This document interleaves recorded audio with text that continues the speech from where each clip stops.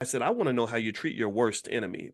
Because if this thing does not work out, I don't want to have a big, messy divorce. So if you have a breakup with someone else and you are slashing his tires, busting out his windows, destroying his reputation, I don't want no parts of that because that means that if we have a dispute, you're going to act like a complete ass because you've got all these these undealt with traumas or unresolved issues that probably come from the fact that maybe your father left you when you were 5, or maybe he's mad because his mama mistreated him when he was 7, so therefore when things go bad he becomes a whole different person. So really understanding these things and really having consciousness about it, this is about financial consciousness, actually, because if you ever want to lose a lot of money, go through a divorce. That'll really make you mad, because he wasn't shooting jumpers in the gym, she wasn't helping you build that wealth, but yet she's walking away with half of what you got. That's a terrible feeling.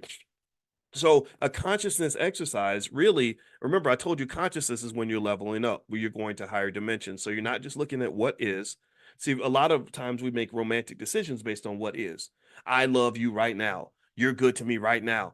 Um, I think higher dimensional processing, in fact, I know, is not just where you're looking at what's happening right now. You're looking at how you got here. You're also looking at what's going to happen down the road. But then you also look at the what ifs. You say, well, what if this happened? What if that happened?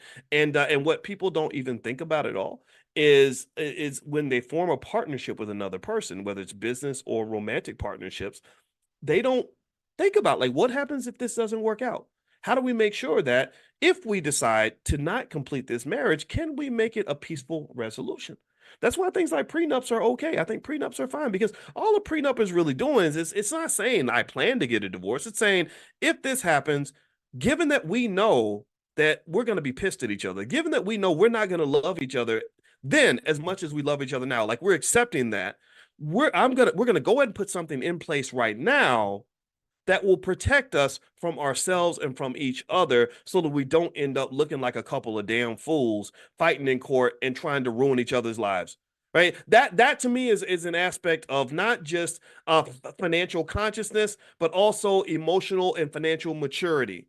Maturity just means that you accept and you understand that things will always change. The only constant in your life is change. So ultimately, what I did tell him was I said, do your due diligence.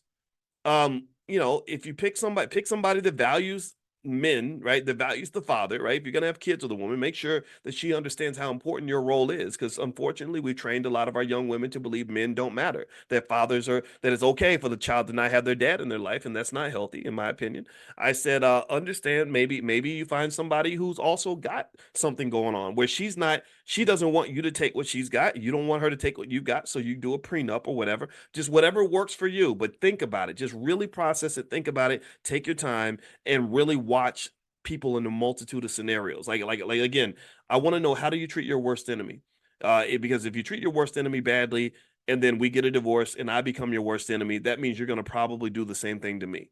And if people thought that way, for example, you wouldn't see, for example, women who date men who kill people, because if he gets mad at you, he's going to kill you. Like what makes you think that you're immune to who he is as a human being just because he loves you right now? So that's my 2 cents on that. I'm done talking about that. And I really want to reiterate that I'm talking about this more so as an investment decision, except it's deeper than money, right? You can lose money and get the money back, but when you lose your soul or you lose your life in a relationship or you lose your mental and physical health, some of that can't ever be recovered.